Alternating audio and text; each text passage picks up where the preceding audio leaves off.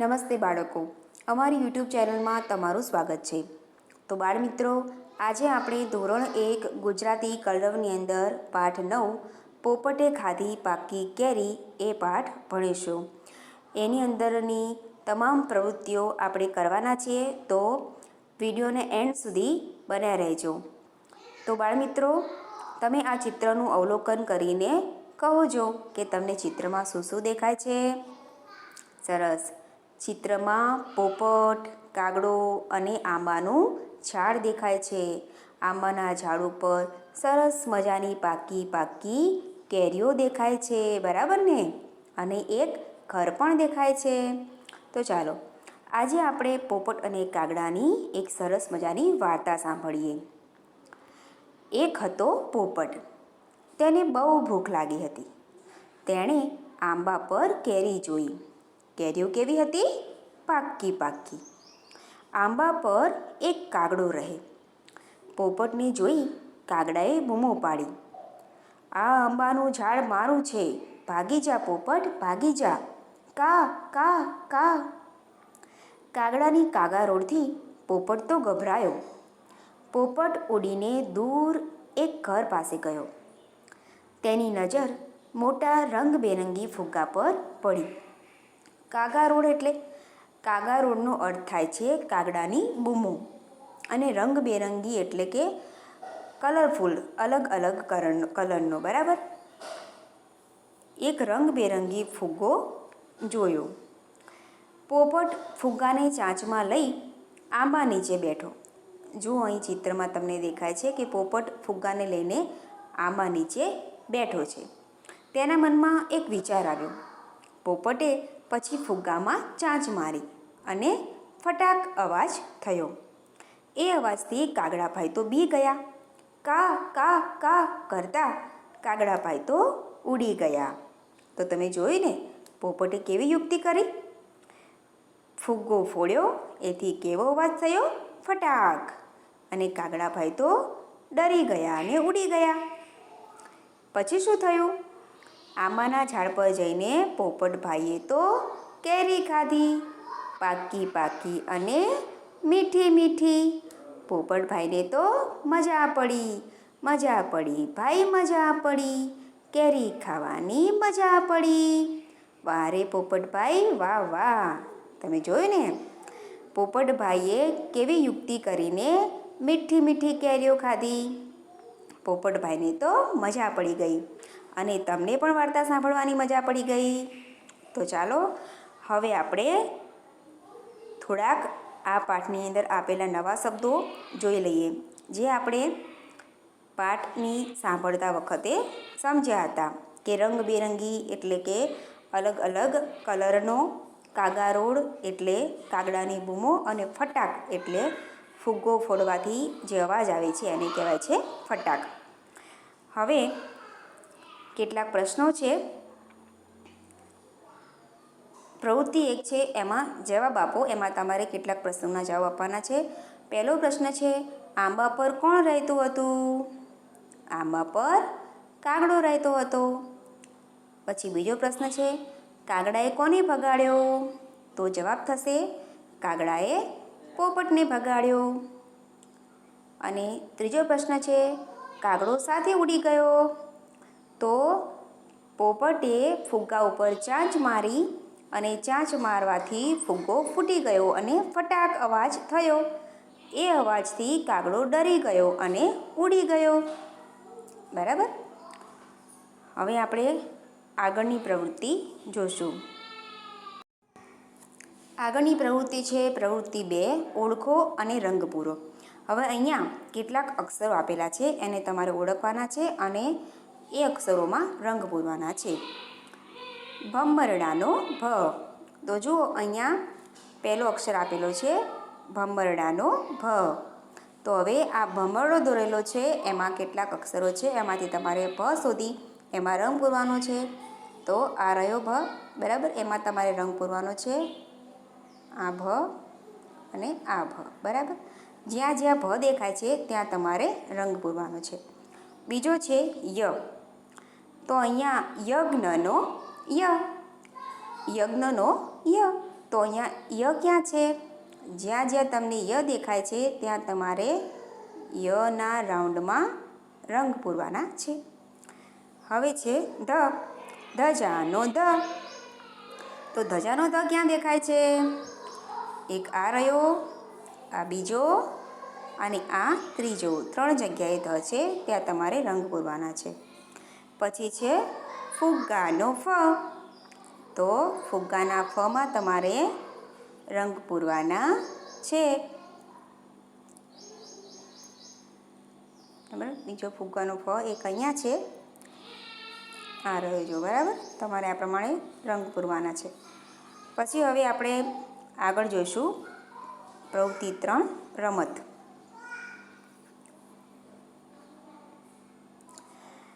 રમતની અંદર તમારે એક રમત અહીંયા બતાવેલી છે, આવરે કાગડા કઢી પીવા. આ એક સરસ મજાની રમત છે જે તમારે બધાએ બાળ મિત્રોએ ભેગા મળીને રમવાની છે. એમાં એક રાઉન્ડમાં બધાએ બેસવાનું છે અને એક કાંકરી તમારે તમારા રમવા માટે લેવાની છે અને કોઈ એક મિત્ર માથે દાવ આવશે, એ થોડી દૂર જઈને આંખો બંધ કરીને ઊભો રહેશે. પછી જે ગોળ રાઉન્ડમાં જે મિત્રો બેઠા હશે એ કૂકડીને ફેરવશે અને બોલશે, આવરે કાગડા કઢી પીવા. બરાબર, એ પ્રમાણેની આ રમત છે.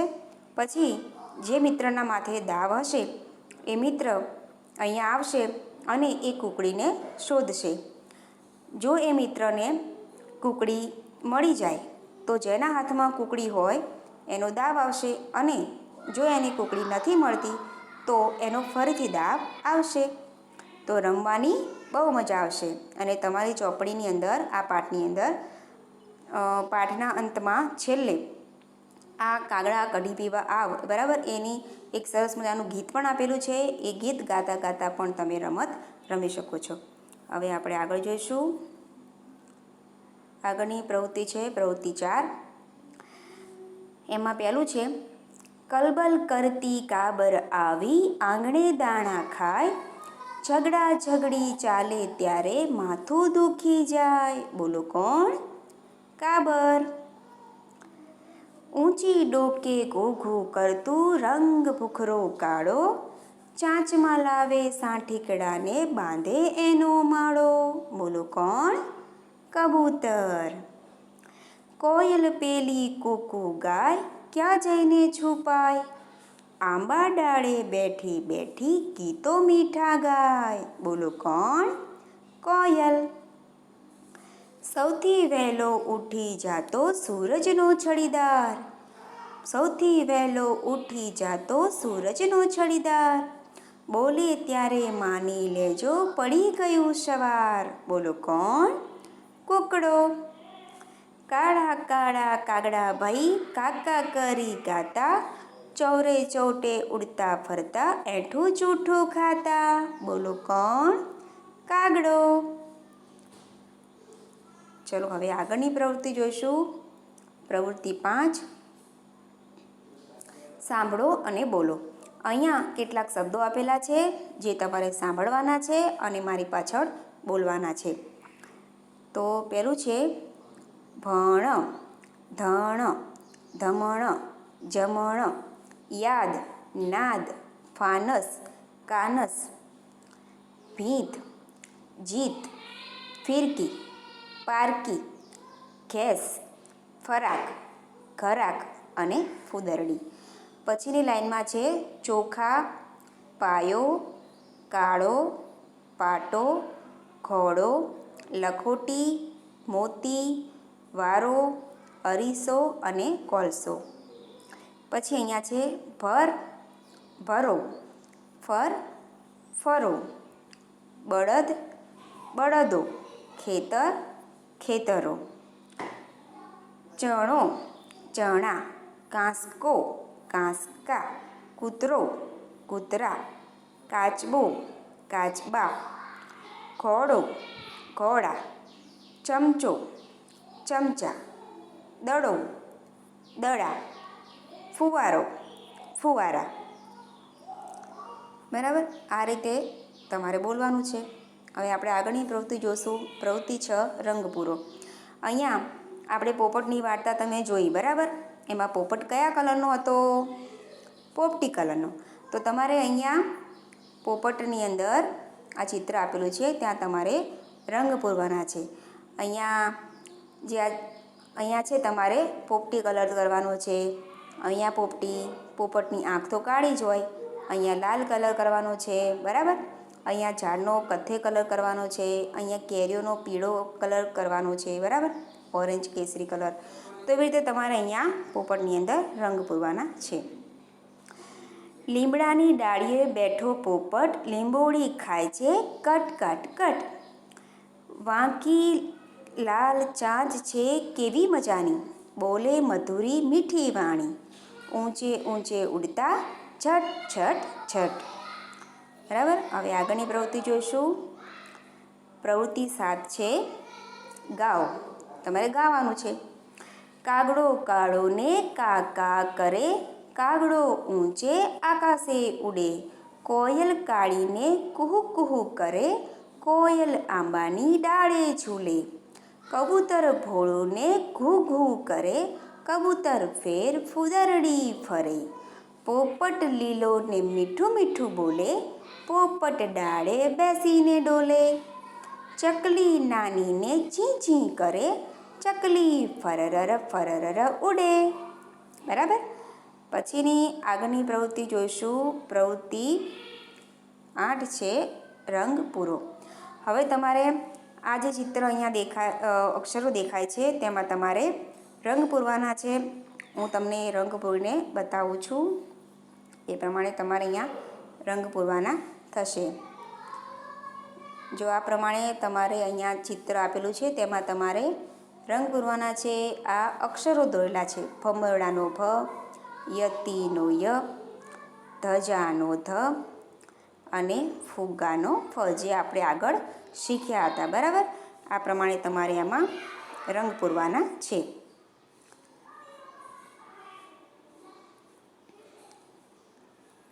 પછી આગળ જોઈશું. આગળની પ્રવૃત્તિ છે ટપકા જોડો અને લખો. તો અહીંયા તમારે ટપકા જોડવાના છે. આ જે ભ, ય, ધ, ફ, ઐ અને ઓ આટલા આપેલા છે. તો તમારે અહીંયા ટપકા જોડવાના છે અને નીચેની લાઈનમાં તમારે લખવાનું છે, જે આપણે ફરીથી એક વખત જોઈ લઈશું. તો તમને મોટું કરીને હું બતાવું છું એક વખત. એ પ્રમાણે તમારે કરવાનું છે. જો અહીંયા આપણે 2 લાઈનને વ્યવસ્થિત જોઈ લઈશું. જો અહીંયા ભમરડાનો ભ છે અને એને ટપકાથી દોરેલો છે. તો તમારે અહીંયા એ ટપકા લેવાના છે અને ત્યાં તમારે ટપકા ઉપર ઘૂંટવાનું છે. એક મિનિટ.